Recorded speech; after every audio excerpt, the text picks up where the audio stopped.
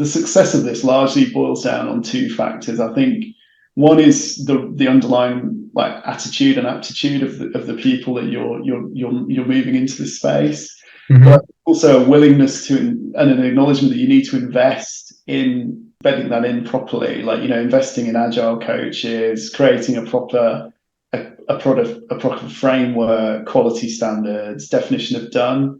Otherwise, it becomes fragile very quickly. And I think there isn't, depending on the technology and the type of change you're delivering, I think there isn't necessarily a need for everything to be agile still. I mean, there are certain technologies where a good old-fashioned sort of waterfall plan with a solid development team will still out-deliver an agile team.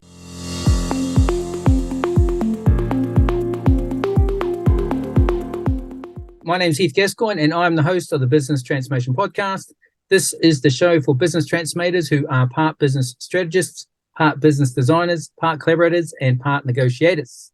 Business transformators have moved past just business design and includes oversight of implementation of those business designs and business transformation, and includes stakeholder management, coordination, and negotiation. If you work in strategy development and implementation and work to ensure that is aligned to the business design and technology, then you're probably a business transformator. This is the show for industry experts to share their experiences and stories and strategies and insights on how to help you start, turn around, and grow your business transformations. Welcome to the Business Transformation Podcast. And in this episode, we are talking to one of those industry experts, speaking to Sam, I'm going to say West in a minute. Webster. Sorry there, Sam. I was just looking at something else there, Sam Webster. And this is where we have our editor who's going to come in and edit that bit out. Okay, and we've got Sam is an Englishman, but like me, has spent some time down under. Sam has extensive experience in insurance transformation. He's an experienced transformation leader with proven track record on resolving challenges and delivering transformational technology-led outcomes. That's going to be one of the themes that we're going to be talking about today, technology-led business transformation. He is a passionate technologist with experience in applying new technologies to complex insurance business challenges. And we'll talk about why that's important, because these guys spend a lot of money on big technology and big technology platforms. Sam has extensive experience of leading and delivering of core transformation programs in market-leading insurance companies across the world. Sam, welcome to the podcast. Hi, Heath. Thanks for having me on the show today. My pleasure. All right, so you have a vast experience. We won't drop any big names of the clients you've worked for. We'll keep to the facts, to the interesting parts. Well, that's also interesting, but we won't disclose any for privacy and protection of all parties. As I've said before on this podcast, is that, and full disclosure, Sam and I, although both in the UK, and I'm not in London at the moment, I'm in Manchester, and I think, Sam, you're not in London? All right, yes, yeah. Okay. So our topics for our audience. Now, Sam, as I was saying, full disclosure, Sam and I, prior to this, have never met each other, so we haven't clued up any keynotes, any strap lines to say. And so the issues that we are saying, like we've had people on the podcast that are in different parts of the world, different continents, that's what we cover may be more symptoms of the environment as opposed to symptoms of the country. Okay, so the lessons that you learn and takeaways are applicable wherever you are and across the world. Okay, now so we can have our talking points that the audience can follow along, we're going to stick to the 3 points as we usually do.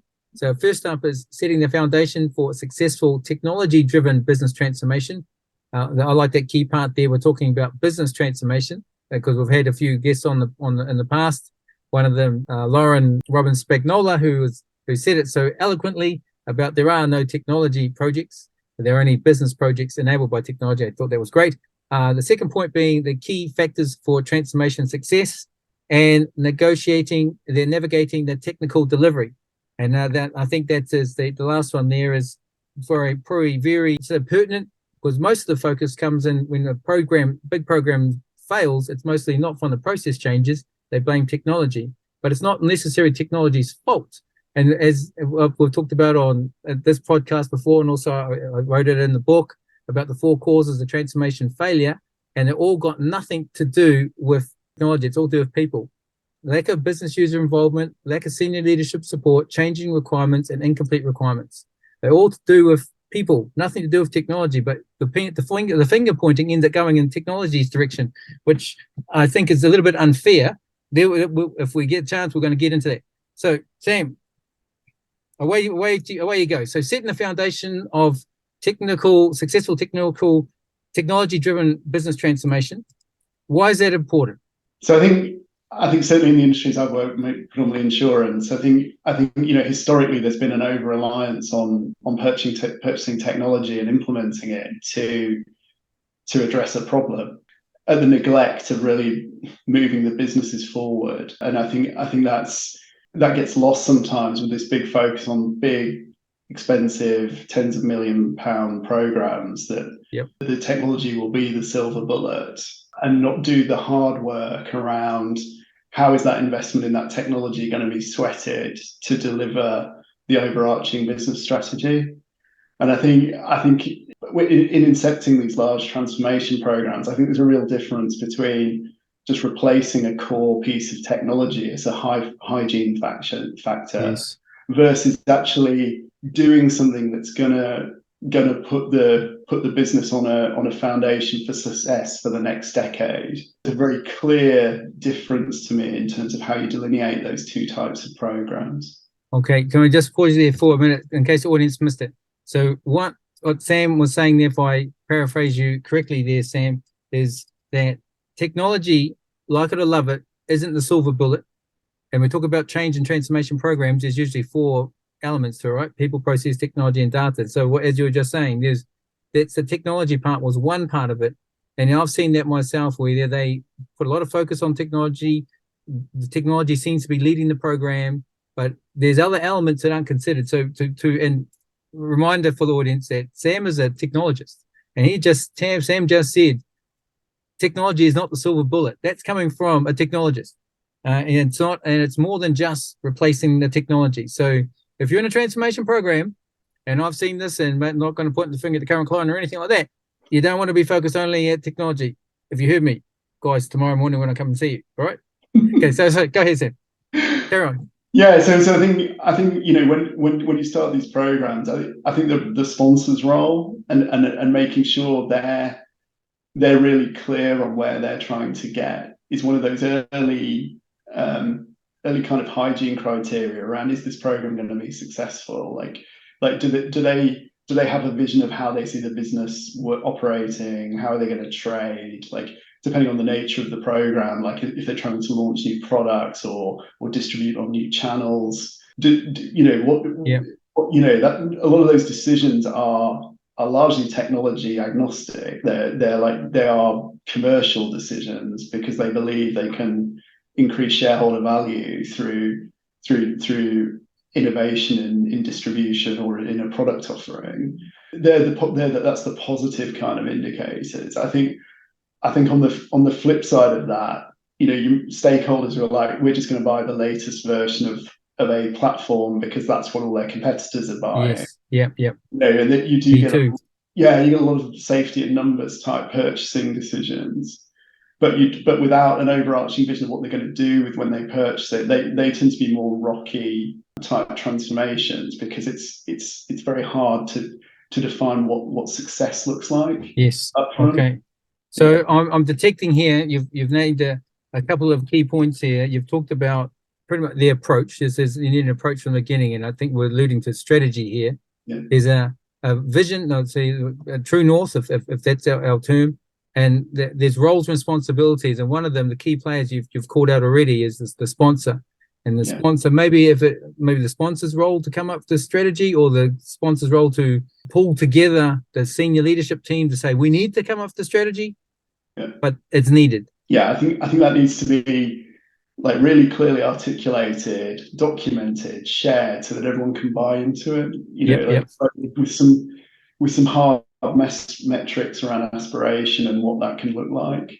I think it probably goes beyond what I consider a traditional business case. Like a genuine transformation. I think a lot of the 5-year, 10-year plans that underpin them, by the nature of being transformational, it needs to be taken with a little bit with a pinch of salt. Like if you're investing in technology to innovate, you can make a well-informed on how you think that outcome is going to last. But until you've got through the implementation and been training, it's only really then that you'll crystallize whether you've actually delivered on what you set out to do. Yes.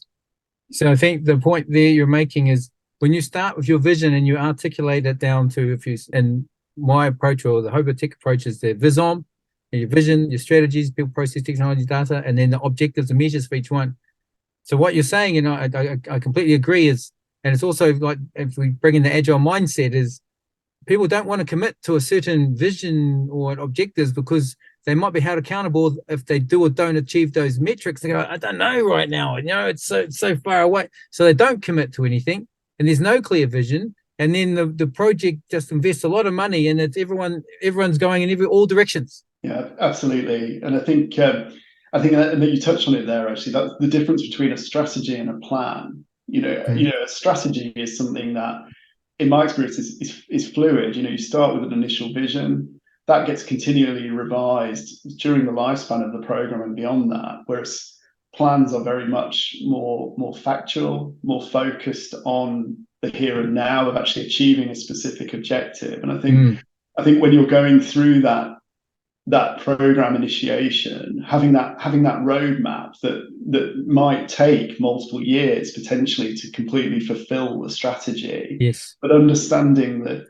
the contributory plans and initiatives that will align and all walk you on that journey towards achieving your ultimate objective. Yep.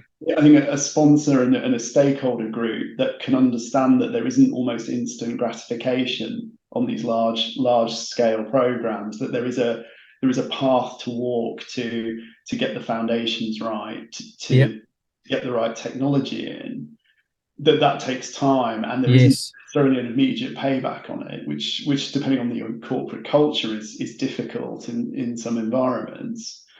Those are stakeholders and the people that I've generally seen have gone on to be successful and really leverage the investments that they make. Okay, so the playback there, I think if I paraphrase you correctly, then call me up there, Sam, is that you've got a governance board, and I think part of this, the sponsor and leadership role, is that your role, you see the sponsor is that get that governance together, the senior leadership team, but it's then the communication with the wider organization that we're going after this beast or this vision, and it's going to take time, and we're going to learn as we go. We don't have all the answers, but together we'll work it out. And so the point the last point you said about taking people on the journey, like how critical is that? Yeah, it's hugely important, right? I think when you're especially when you're setting up a program, is to acknowledge the known unknowns up front. Yeah. So no one knows everything on day one of a program, and everyone's acting in their best intentions. But the reality is that there are some things that it's either best to leave, to defer until you know more, you've got more experience in the delivery, or resequence to make sure that isn't a critical path type activity. We avoid it. I think the inception is probably the most vulnerable period of most vulnerability in a program, where you know the least around like the technologies you're using, the team that you're putting together. Yet you often make some of the most critical and influential decisions at that point in time. And if you set the ship off on a slightly rocky course because you've been overly assumptive, or you haven't acknowledged things that potentially aren't well understood or require more thinking, you can immediately start falling into a trap of disappointment around why isn't it going well. Because a lot of assumptions come home to roost to correct. So what's the takeaway there is that if you are going to set your vision or your objectives for the future, that you openly say, hey, I like what you said there, I'm going to quote you again later, is that no one unknowns. The trap that some people would get to, the analyst would go, what's our unknowns? So, well, let's just deal with the things we know we don't know, as opposed to the things we don't know. And so I know I don't know how to fly a plane, but so those kind of things. Now, that's a key part there is, and it comes back to what you said earlier about sponsorship and leadership and communication. is that if you can say, hey, today on the 6th of June, we don't know these things, but we've got a good educated guess that we think we're going to get this, and we're going to have a checkpoint in the gate in about 3 months, 2 months time when this high level design or something is done, and we'll come back and we'll reassess, and we might change our mind, and that's okay. But so that, I think that's the thing for the leadership, right? To admit what they don't know. Absolutely. And like you say, that I couldn't have said it better, Heath, the way articulating that and making sure everyone is crystal clear that those assumptions are baked in at the start around things we don't know. Because what happens is, especially as you move away from the sphere of the program into the sort of more arm's length tentacles of the organization, they're obviously not in the day-to-day delivery and in those sessions, and they just hear, we're going to deliver this fantastic new product in a year's time, and there's zero risk around it. And you get the sort of degrees of separation of information flows across the organization. It's like, well, actually, if you're in the HOBA bit, that isn't what was said. What was said is we've got a plan for the first year that with some acknowledged gaps in it. And over the sands of time, as delivery progresses, those assumptions and that early work gets forgotten. Yes. And then you get into this, why haven't you delivered yet? And it's like, well, actually, this turned out to be much bigger than we thought, or didn't come true, or a supplier didn't deliver a new product on time, or whatever the concern is. Yeah. So the key part being for the audience is you must make so let's say pragmatic, maybe the term, is make sure your vision is clear. You might not know or have a first pass at your about what you can measure success of, and you've made some assumptions around that, and those assumptions are based on your day zero, day one assumptions as you are today, and as you go forward you will learn more, and because you will learn more and the market will change, and because that's what I teach our guys on the course there, is that when you share more of what you do, the business will become more aware of their own problem, and their priority on how they solve it will also change. And so you need to be aware that they will change their mind. The other option, of course, is that you have one meeting with them, disappear for months on end, and come back and go, ta-da! We're finished. Here it is, your target operating model. And they go, you got that from that one meeting we had like 5 months ago? And the world's changed in that time. Yeah, and so it's throw the whole thing out and start again. Whereas what you're just saying, if start, make some assumptions, revisit them, say you're going to revisit them, say you don't know, you don't have all the answers, but you're going to work it out. Yeah, absolutely. Yeah. Okay. I think linked to that as well, you've got to acknowledge, I mean, transformation is quite a loose term, right? It's got a significant transformation in one organization is different to, potentially different in scale or objective to another organization, depending on multiple factors, the innovation level within the organization, capability and capacity of people. Yes. And it's very, you have to look at each organization on their own merits, really. Yep. And I think also in doing that, you've got to acknowledge the constraints that exist within the organization. So especially large corporate insurance companies, for example, they are products of multiple mergers and acquisitions, multiple platforms ostensibly doing the same thing, but probably serving different brands or different channels that have been acquired over time. Yeah.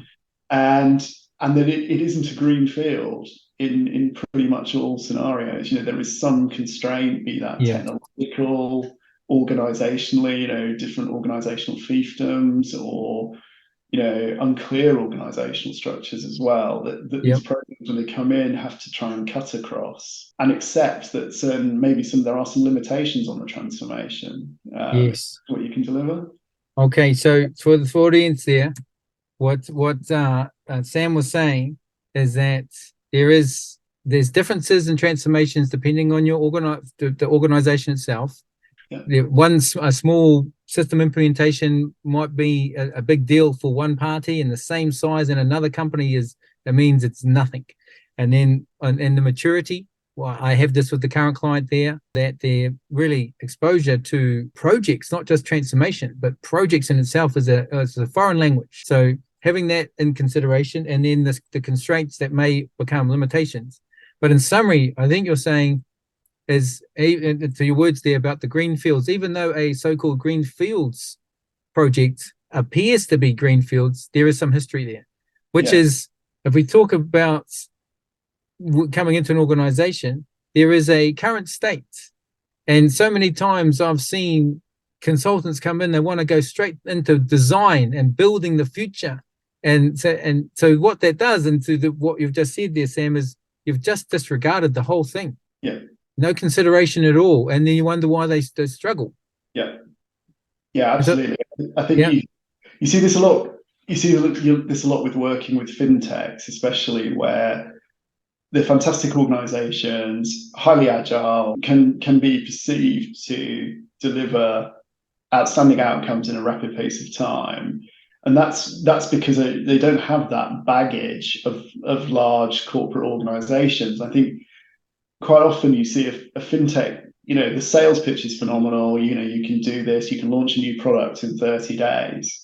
And then you try and add that into an existing, let's say, for example, an insurer environment. And it's like, okay, that's fine. But then you've got to integrate to all the other existing insurer systems. Finance is a common one where they need a formal testing window, highly regulated environment, highly change averse generally as well. And that agility, that perceived agility that you're buying from some new software package or vendor is instantly eroded. And that's not a failing on the vendor or the organization. It's an acknowledgement of the reality of the world they exist in. It's a key part there.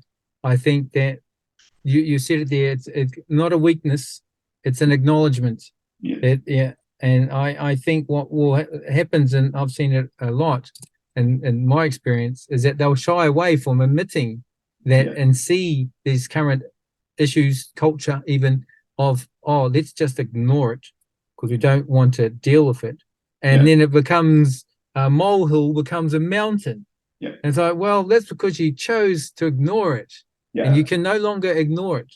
I have this issue here with at the current client. They have IS support, and they have a formal IS support division. And then that would mean that for their service line, for the tickets, they get properly queued. They get some first, second line support, and it's dealt with. And then they have other divisions that have gone and bought their own system. And then they see, hey, why don't we have this on single sign-on? And they, because it's never looked after by IS. So now they have IS. Can you said, what? You've got that system? Where did that come from? And now they find out there is 4 IS support divisions in the building. And they go, and they wonder how that happened. It's because you didn't want to face the reality. And now we get into the crunch point. We go, this is your head count. This is the systems you support. And this is the new volume that you're going to get under this new target operating model. And they go, but we've got it 4 times. Well, you can have it 4 times if you want, or you can have it 1 time. And it forces these decisions. But until, the reality exists, but you need to face, and I think that comes back to your earlier point about the sponsor, it's like, and leadership. Yeah, absolutely. And I think probably the final point really on the foundation is the other roles and the other resourcing of pulling a team together to incept a program. Like you need really strong product owner type people who are going to hold the vision. The sponsor obviously is very much on the strategy, but then the product owner or whatever role title you choose to put on that role, that is the custodian really of the actual operational delivery in terms of making sure it meets the operational business requirements in terms of functionality, complies with all the regulation, and is that vision for actually the final actual deliverable product. I think is a really key role. And again, it's one of those roles where you can sink or swim a bit. Like the wrong person in that role will kill a program. I've been very lucky to work with generally very strong people who can hold that vision and have the capacity to address so many different competing demands for their time. Yep. Okay. Key part there, teamwork. This is, it's maybe an overlooked point. It's not just anybody's, it's the right body. I've seen people throw, I'll come into a transformation program that's been running for a couple of years, and the organization's throwing more money and more bodies at the problem. I was going, but are they the right bodies? It's lots of bodies, and I see a lot of work, It's all interesting, but is it useful? Yeah. So key point there, ladies and gentlemen, is that you get the team together and the right people, not just any people. Okay. So I think we've covered off on our first point there, building the foundations of the transformation, business technology driven business transformation. And if we summed up that there, and from Sam's even the background being technologist, we talked a lot about people, leadership, roles and responsibilities, clear vision. The product owner there were probably the closest person to the technology element. And Sam is a technologist. So, ladies and gentlemen, if you are in a transformation, and most of these programs that Sam's worked on have been large, big, multi-year, multi-million programs, Sam is a technologist, and all Sam is saying is nothing about one little small part of it, from the product owner, about the vision for the product at the end state, is there's a lot about leadership, sponsor, your governance, communication, the team, the right people on the team, and we keep going with the comms. And the things and the leadership there, the things we know we don't know, admit them, say we're at a starting point, let's start, and as we get along, let's revisit them. We might need to reassess, and that's okay. And we'll re-benchmark, your paraphrase there, Sam, and then carry on, as opposed to no clear metrics, no vision, no ownership, no leadership. Yeah, absolutely. Yeah. All righty. Okay. You could write a book.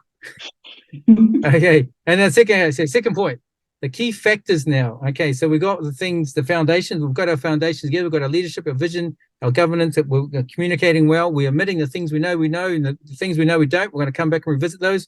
Yeah. We've got the right people, not just any people. And now we are the key factors we need for success. Yeah. Recognizing the signs of successful transformation. What would that be? So I think again, it probably builds a bit more on some of the relationships, but obviously once, I think measuring the sort of corporate barometer of support for the program is key. So are people not directly connected with the program, supportive of it? Is this program a threat to some part of the organization? I think, knowing, being aware of that, and understanding why people are worried about it. Is lots of change is by nature disruptive. Some people embrace it, many people fear it. Yep. I think I've seen instances of sort of almost sabotage from sort of existing platform owners, especially where you get a lot of loyalty to certain products and platforms, and if you're implementing a competitor in that space, I've seen it get a bit factional at times, where people kind of are secretly hoping you fail. Yes. I think it's getting that wider buy-in into the sort of ecosystem that you're going to exist in as the program delivers, and through delivery, and then into production as well. And in terms of, is everyone on board with us? Yeah. Okay. So let me play that back to you, Sam, in case the audience missed it. So what Sam was saying there, if I paraphrase correctly, is the support, understanding the support. And if we were talking to them about a stakeholder map, you've got the fenders, the supporters, the blockers, so I think that we understand where these people are, and I'm sure what's the strategy in dealing with them? You can either keep them there. If they become a blocker, how can you move them across to a different part of the quadrant to be a supporter? In some cases, people say we've got to over communicate. We've got to hold the hand, sugarcoat, golden gloves, whatever, super care for these people.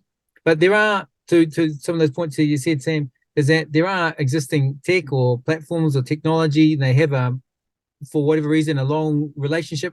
They don't want to give it up. You said the change is scary to some people. Change is not necessarily good or bad. It's just different.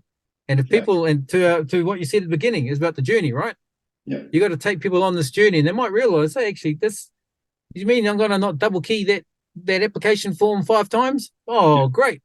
And okay, but hey, we like that account manager for that other system. Oh, that would be a shame. But hey, I'm not going to spend 3 hours on that one data entry thing 5 times. So how do you navigate around these blockers or the discontent? I think it goes back to the vision and getting, taking people, like say, taking people on the journey, Heath. You've got to be transparent. I think show make sure everyone's clear on why we're doing it and aligned to the sponsor. And I think this is where the strength of the sponsor and the wider kind of, senior governance frameworks, etc., to make sure that it's sort of clear within the wider organization that these transformations are happening and why they're being done. And I think also hearing people out, like, I mean, generally, especially in sort of when you're doing an element of core system replacement, you generally find that there's so much knowledge has accumulated in those platforms, and they've been changed over, in some cases, decades, multi-decades, that some of the behaviors are driven by fear that people, the baby will get thrown out with the bathwater. Putting in a new system, it doesn't, people don't know why certain stuff was done 20 years ago, and there's a perception that might get lost for whatever reason, if it shouldn't get lost. People are threatened in a lot of situations that new technology might impact their own personal roles if they're not skilled in those technologies. So I think being transparent in what the roadmap is for resourcing early on is key. Like, so that if you're using a sort of example, if you're a bread and butter mainframe developer and you're suddenly implementing some new state-of-the-art Python-based system or whatever, that's quite a leap in terms of confronting, but actually there's no reason why people can't reposition themselves to be subject matter experts or retrain in those technologies, or leverage that huge bank of knowledge they've accumulated over years in the legacy systems, and apply that in a constructive way to new system replacements. I've seen that, as I think we had a quick conversation before we started, and you have extensive experience, and I have one really experience insurance. And although it wouldn't work out who to see that insurance was if you checked LinkedIn, but I will say that they did have a lot of long-term staff, and I think that, if anything, that may be their competitive advantage, that they knew their products really well. Now the challenge was that they had effectively two centers of excellence of replicating with the US and the rest of the world, how they divided the world up. And it's like, that wasn't efficient. And they wrote more business in one part of the world because they had a certain process and system, and the other part, they were trying to learn from them, but they saw it was also a threat because they could take over their responsibility. But what they didn't understand was that fundamentally, the US is a different market to the UK and the rest of the world. And so you could never replicate that knowledge you have. And so I'd come along as someone that's no experience to the company nor the industry, and I asked the silly questions. And when you ask the silly questions, they go, "Oh, I think you might be right." So, well, who else knows that much about London markets? Do you think you're going to get the guy from Chicago over here to tell you how to operate London markets? Yeah. Really? Yeah. No. Yeah. No. People's careers in London markets who they would be subject matter experts, and some of them would have been there probably 10 years, would say they're not subject matter experts at all.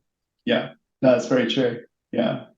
So that's going to come back again to the journey, right? And you've said it here, the vision, why are we doing it in the first place? And so the center of excellence there, this is why, because one, it's not, it's very hard to operate then, profit wise, if we're spending a lot of money on getting, let's say it's a 1-to-1 result, $1 return. When if we got some efficiencies here, we invest $1, we might get $4 back.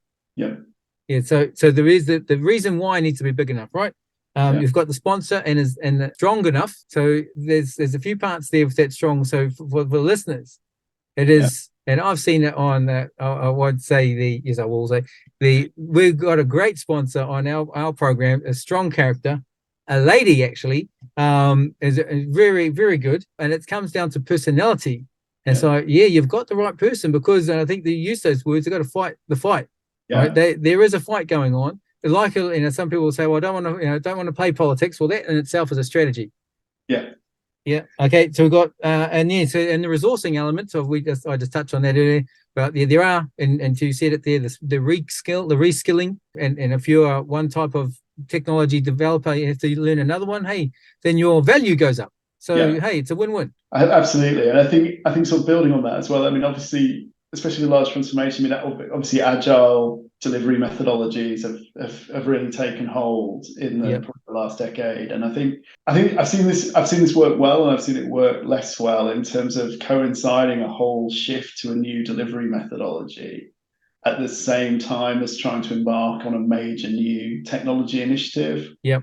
I think this largely, the success of this largely boils down on two factors. I think one is the underlying like attitude and aptitude of the people that you're moving into this space, but also a willingness to and an acknowledgement that you need to invest in bedding that in properly, like, you know, investing in agile coaches, creating a proper framework, quality standards, definition of done. Otherwise it becomes fragile very quickly. Yes. And I think there isn't, depending on the technology and the type of change you're delivering, I think there's there isn't necessarily a need for everything to be agile still. I mean, there are certain technologies where a good old-fashioned sort of waterfall plan with a solid development team will still out-deliver an agile team. I think people jump on sort of methodology bandwagons like religious debates these days. And if you're a business owner, leader, or manager looking to transform your organization and about to spend 6, 7, or 8 figures on your project, then listen to this all the way through. So my name is Heath Gascoigne, and I'm the author of the Business Transformation Playbook. I've used the 6-step agile framework HOBA, House of Business Architecture, with private clients including the UK government, 5100 companies, and startups. I'm the guy that clients call to turn around their failing transformations. Join me, I'm running a 30-minute masterclass where I show you exactly what you need to do to transform your organization on budget and on time. Click the link below this video to register. Look forward to seeing you there.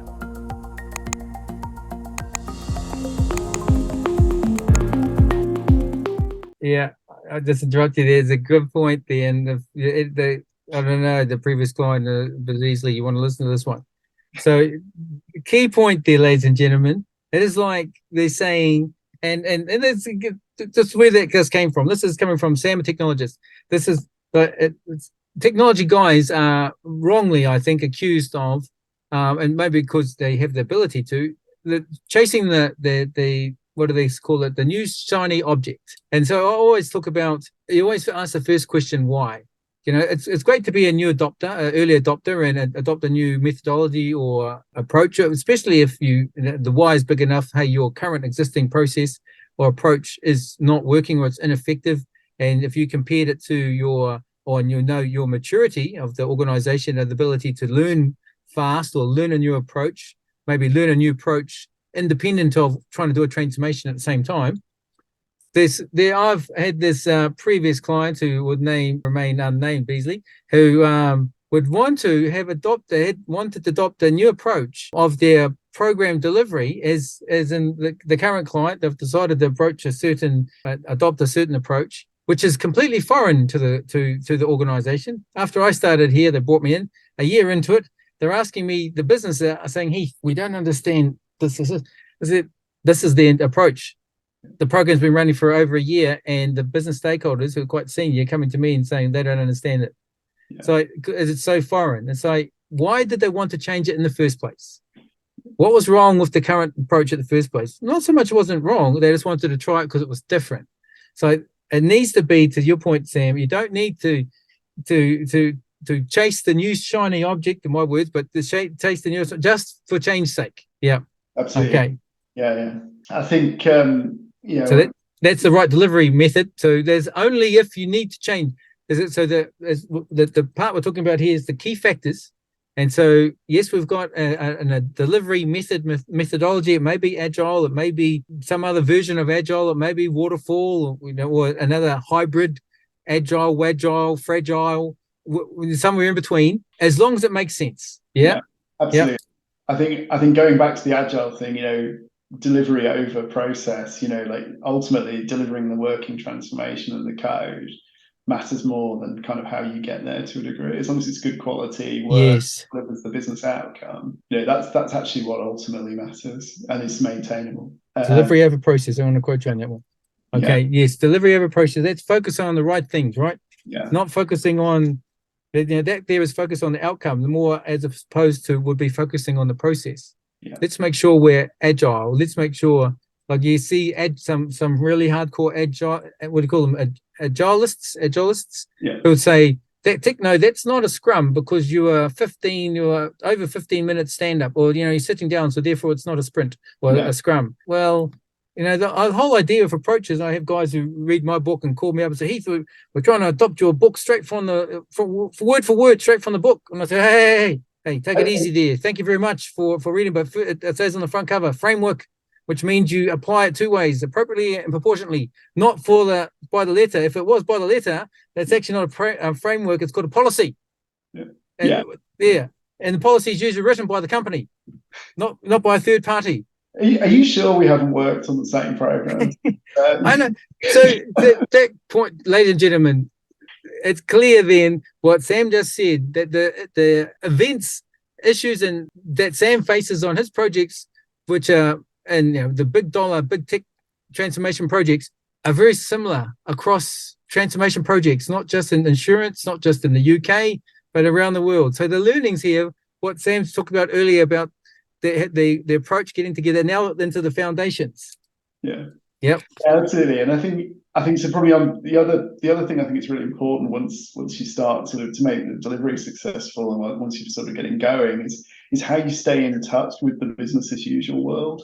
So obviously programs, let's say, typically last minimum, let's say 9 months of anything of scale, really, and in most cases probably two years plus through the full life cycle. The world, and both the business as usual operating world and also the strategy evolve in that time. And I think making sure that the program can stay as close as possible to what's going on in the everyday world making sure those feedback loops are there to make sure they're not diverging in the wrong way. From those things, I think it is really important. Yeah. Okay. So everyone that's staying in touch, that's not going off into your ivory tower and saying, well, we're changing the world and all the money's coming to us to make this change, and therefore we're the gods. So no, you're doing it as in service for the business. Stay in touch with the business. Yeah. I've seen that disjoint happen. The program gets carried away, and then it becomes us and them mentality. It's not, no, we're together, it's a team. This is going to help us perform better, compete better. We have more rewarding jobs, roles, products, customers.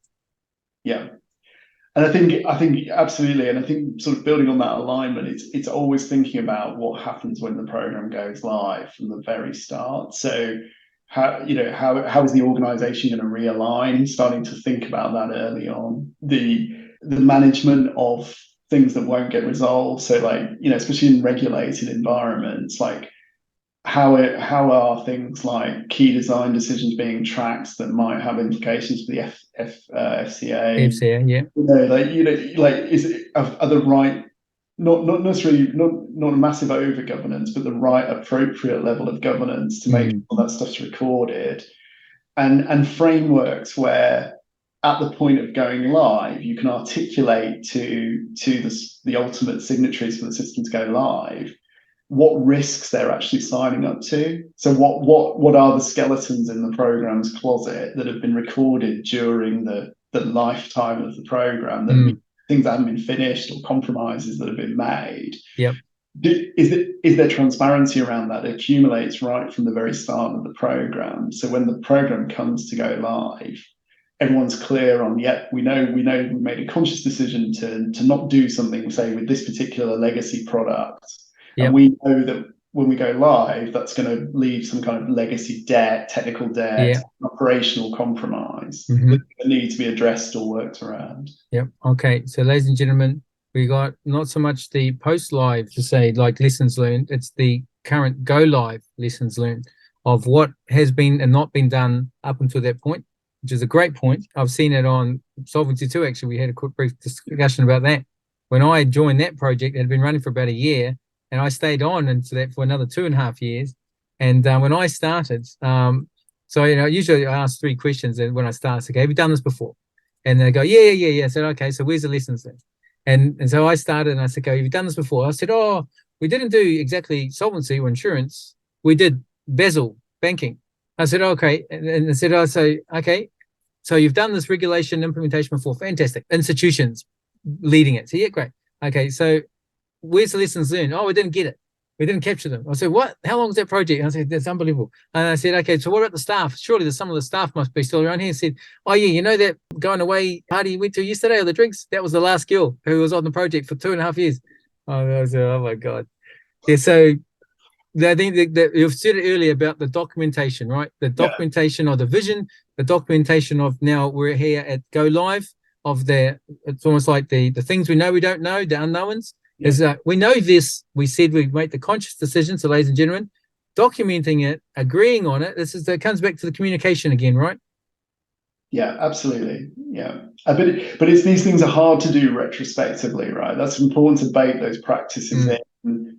Start, from the start, so that it becomes a practice in the delivery rather than a whip round at the end of the program delivery, a month before go live, trying to remember all the big decisions that got made.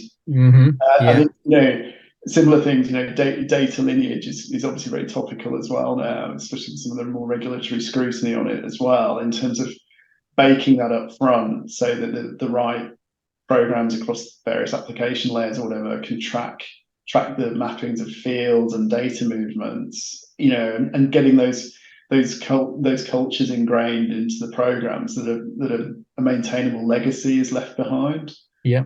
Okay, so ladies and gentlemen, you build this stuff into the practice. It's not retrospectively and done at the end of. I've seen it with benefits realization. A person who's called a benefits manager turns up on the last day and pulls out his big spider's web map and say, which one of these are you delivering? Which one of what? And so it's his benefits realization map, and so everything's touching everything. So it doesn't matter what we say we're going to deliver, because you can't track where it's like that benefits realization is not done at the end, it's done at the start. So your point there is about, these practices aren't baked in at the end, they're baked in at the start, and that's how you get them baked in. Okay, so we got we got our syncing to the business. So we didn't have so we're not created an ivory tower. We're all one team, and we've got some great practices in place. Now our last point there, overcoming obstacles we're bringing in overcoming obstacles in transformations. All right, I think we might have touched on a couple ones there. I think so if we look more forward to the sort of delivery, and when we're starting to deliver, I think a few other common kind of mistakes are, obviously there's a lot of partner-led implementations. I think we've got large multi-work stream programs. No one partner generally has all the right people in the right place at the right time.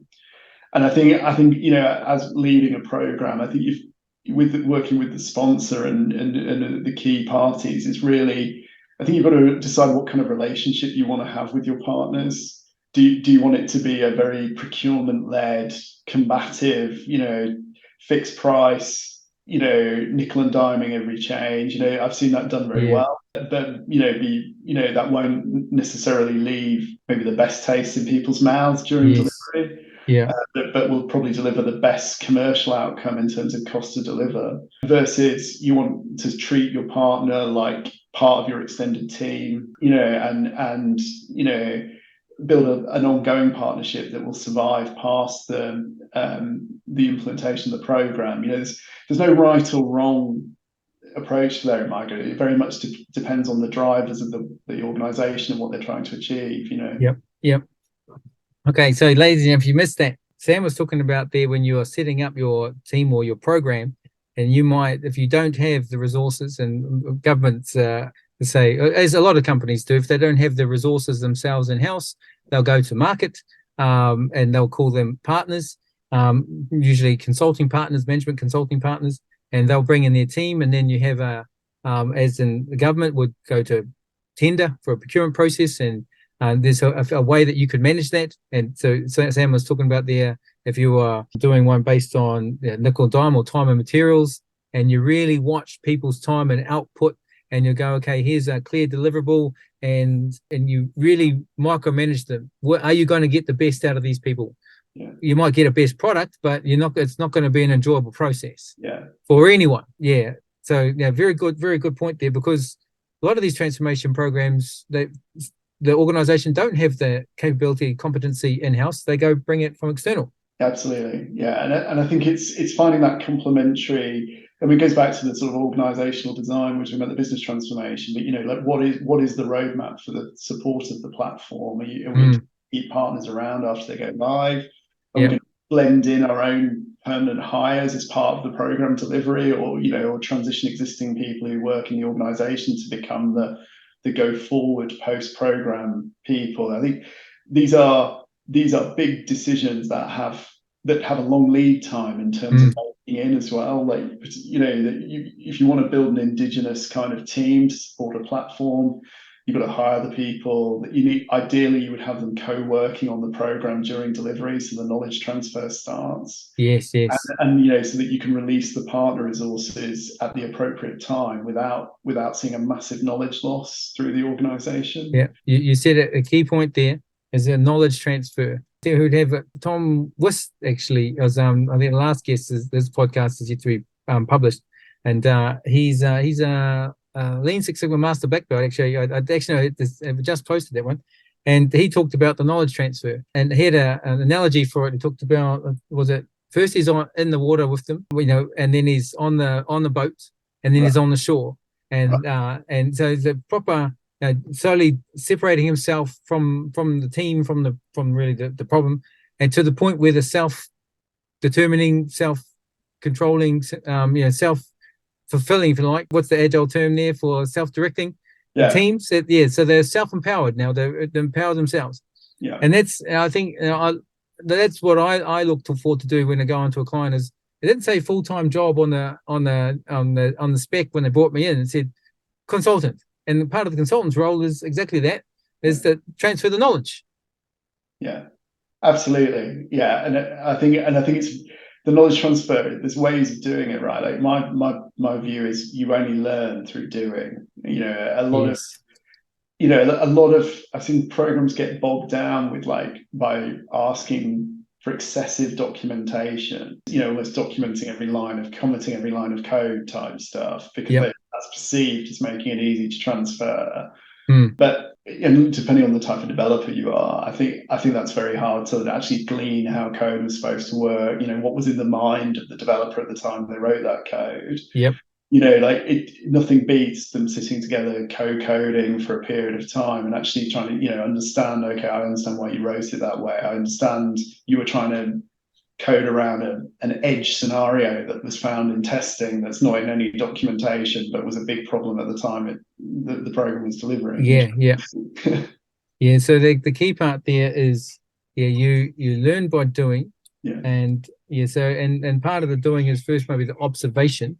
And how do you get that observation? Well, observation is just sitting beside you. The ultimate outcome is that you're going to be handing over the knowledge. How do you do the knowledge? Like I teach you guys is that these aren't application and knowledge acquisition projects we're working on here. This is knowledge. This is application as in applying this, not knowledge acquisition. It's application.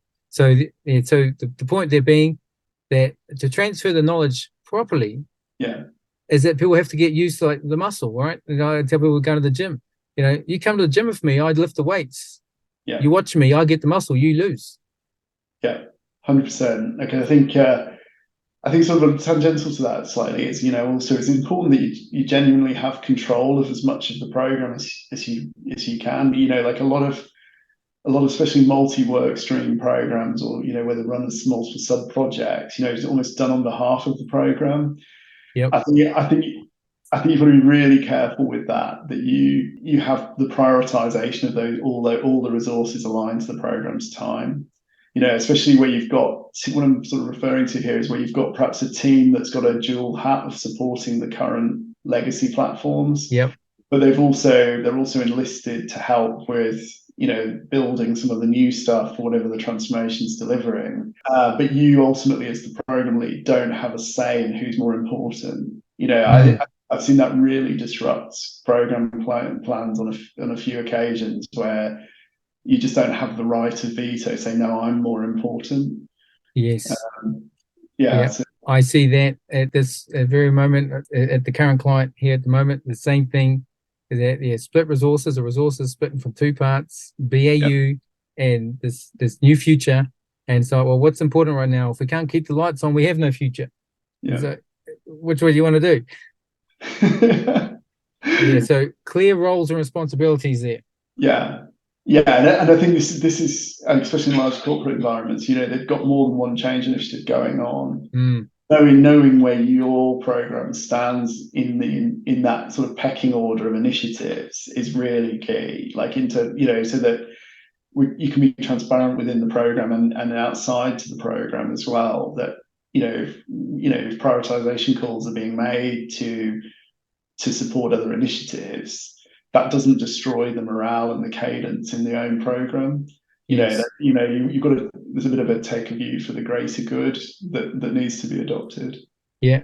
We have an exact example there where we got the issue of travel safe, and so safety on the bus, and then we have an issue here with revenue protection and inspection. And go, well, what takes priority? Yeah. Well, we don't have any revenue, we can't say operation. So if we have a bad experience, we have no passengers. Yeah. So, okay. And they say, okay, first and foremost, reputation, human life. Okay. Yeah. Well, hey, that trumps everything, right? So we have a principle now. So the part that I think was missing from this project was that the design principles weren't either clear or communicated. And so the summary was some of the things you were saying there could possibly be wrapped up in, well, we had governance, had communication, sponsorship, leadership, communication. And then in there, as part of the governance, is that some policies, and that would also inform then the priority. Yeah. Yeah, okay. Absolutely. Yeah. Okay. So do we have any other overcoming obstacles in transformation?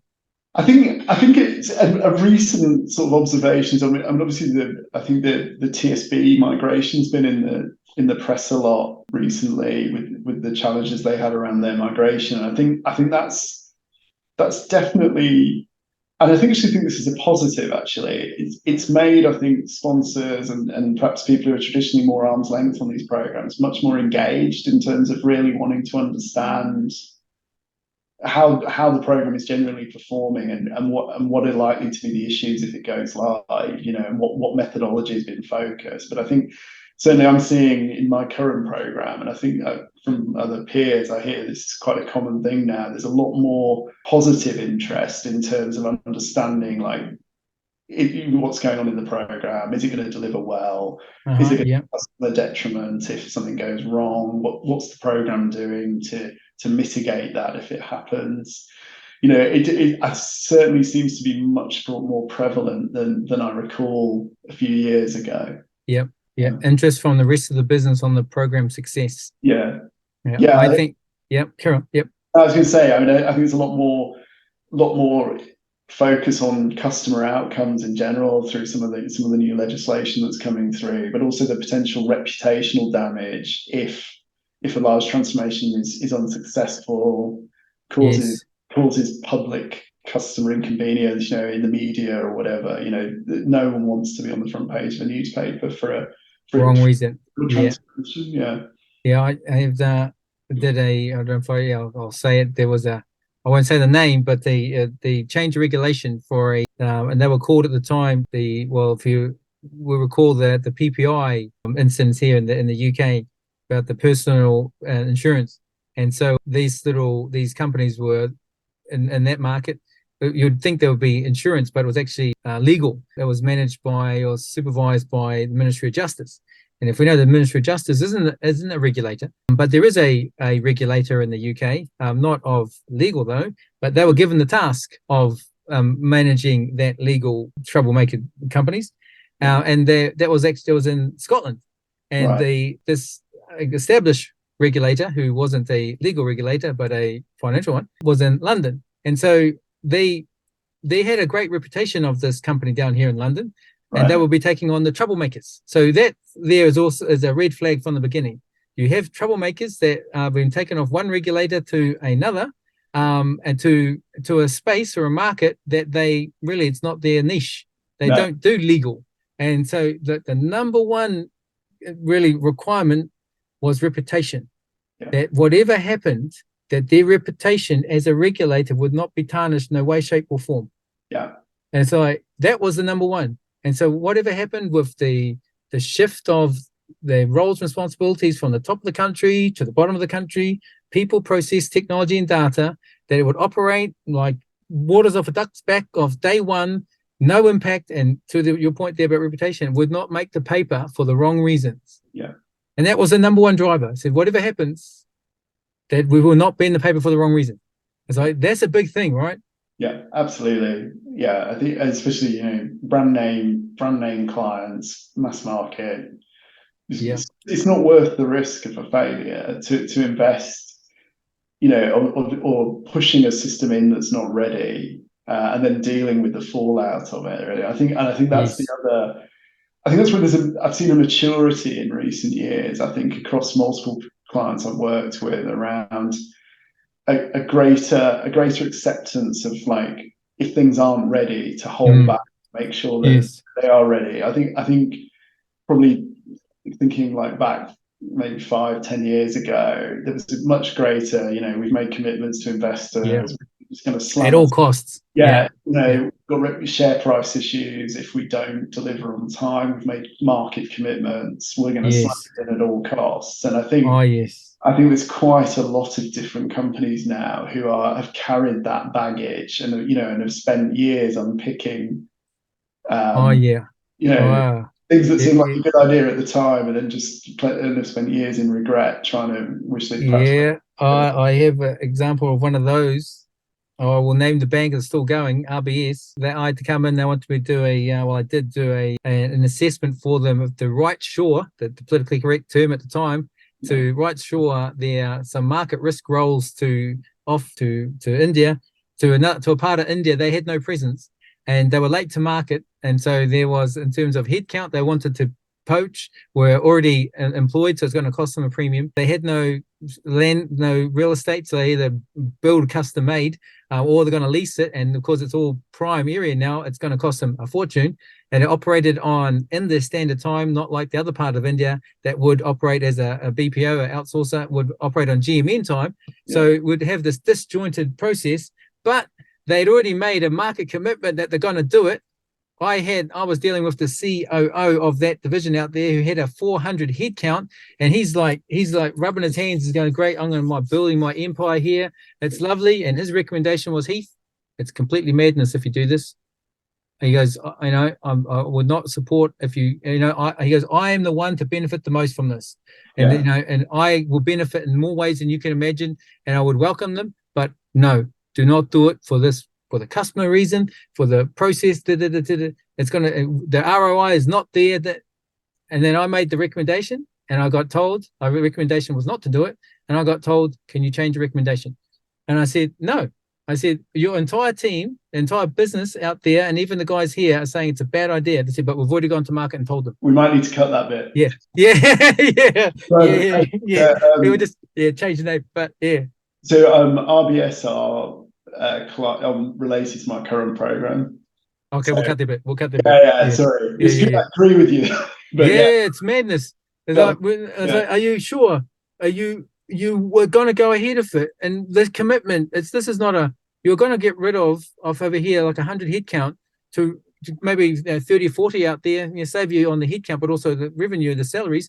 But the real estate, the cost, the process, the back office, front office is disjointed by 4 hours. It's not seamless. Are you?